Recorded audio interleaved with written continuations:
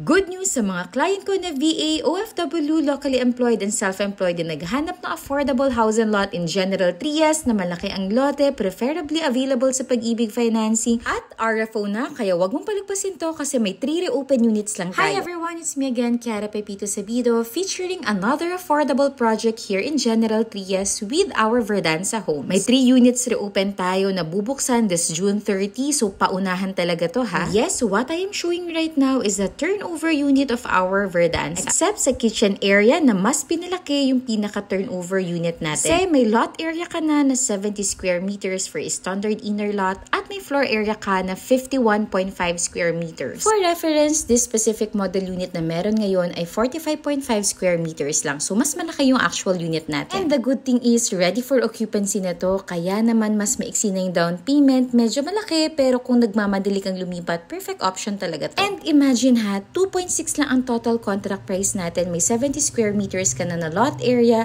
at 15,000 lang ang reservation. Monthly amortization for 30 years ay 11,000 lang at ang required income lang ay 32,000. Pwedeng-pwede ka pa magkubaro. Down payment may cash out tayo na 200,000 dahil nga RFO na to at the remaining balance ay 18 months to pay naman. So paano? I-grab mo na to ha. See you soon at paalam!